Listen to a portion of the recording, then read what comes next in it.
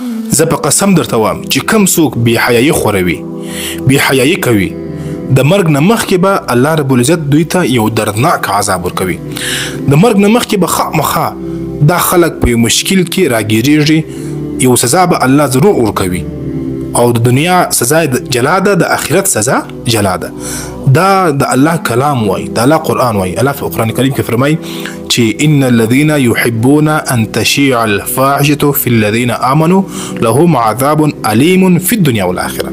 هغه کسان چې هغه غواړي چې بې حیایي خورا کړي، فحاشي خورا کړي، دوی دپاره عذاب علیم دی، دردناک عذاب دی په دنیا کې او په آخرت کې. نو دا پیغام یو وارې ضرور واوره او د الله د رضا په خاطر باندې ډیر زیات شیر کا چې هغه کسانو ته، هغه ځوانانو ته، هغه زنانو ته ورسیږي چې هغه په دې بې حیایي باندې اخته دي، په دې فحاشي باندې اخته دي، لکه په ټیک ټاک باندې، لکه فیسبوک باندې. نو دا د الله سره عهد کوو چې دا به خامخا دا پیغام لازمي مختشیر کوو.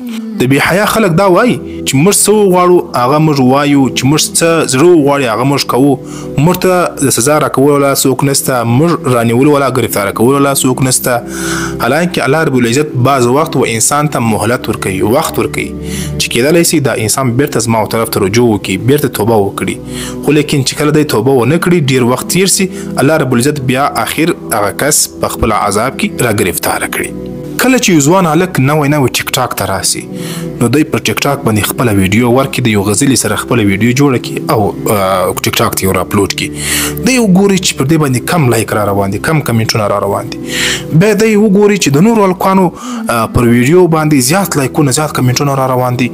دی هم هغه رقم اکټینګ وکړي، زیات پالش وکړي، زیات میک اپ وکړي او شونډې سرې کړي، سترګې تورې کړي، ویښتان برابر کړي. بیا د هغه وروسته بله ویډیو چې د هغه ټیک ټاک ته ور کړي یا فیسبوک له ور کړي، نو دغه د شیطان زامن او د شیطان کارندګان هغه بیا دته نور لایکونه ور کړي، نور کمنټونه ور کړي. نو د زړه دا خوشحاله سي چې یاره زه اوس د کامیابۍ پر لارې باندې روان یم.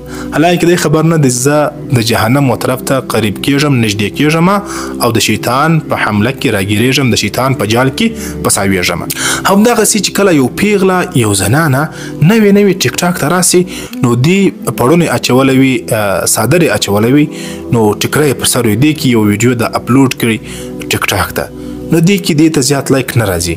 کله چې دا وګوري نورو زنانو ته چې هغه په زرګاو لایکونه اخیستي، په لکهاو لایکونه اخیستي، نو دا هم داسې وکړي چې دا ټیکری وغورځوي او دا هم هغه قسم چمونه وکړي، میک اپ زیات کړي او بیا بله ویډیو لاره ورکړي. په دې سره هم بیا یو څه لایکونه نور هم زیات سي.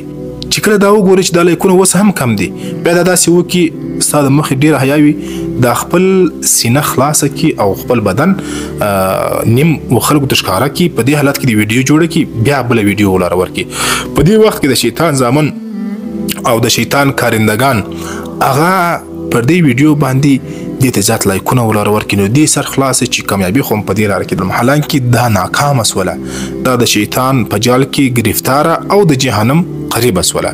همدغسې خلک که هغه نارینه وي که زنانه وي، ما په دې خپلو سترګو لیدلي د مرګ نه مخکې الله رب العزت دې خلکو ته یو دردناک عذاب ولور کړی. حالانکه الله رب العزت په دنیا کې د ګناهونو د وجې و یو انسان ته سزا نه ورکوي اکثریت، خو لیکن دا بې حیایي خورول، فحاشي خورول، دا یو داسې ګناه ده چې الله رب العزت د دې ګناه سزا په دنیا کې هم انسان له ولور کوي. نو ټولو ته دا خواست دی چې دغه لارې نه موږ تاسې په امن سو، محفوظه سو، او که غواړئ چې تاسې په دنیا کې د الله د عذابونو نه محفوظه پاتې سئ، هېڅکله بې حیایي مه خوروئ، هېڅکله فحاشي مه خوروئ، د بې حیایي خبرې د خولې نه مه راوباسئ. ډېر زیات خیال کوئ، کنې داسې عذاب به د الله له طرف څخه در باندې راسي، په ځان به نه یې خبر، نوې بیماري به درته ولګېږي، اچانک به ناجوړه سي، اچانک به بیماره سي، اچانک به یو مشکل درته راسي، الله دې نه کوي. خو لیکن ډېر زیات خیال کول پکار دی. الله رب العزت یاول او ماته بیا ټولو اورېدونکو لیدونکو ته د عمل کول توفیق نصیب کړي. وما علینا الا البلاغ المبین.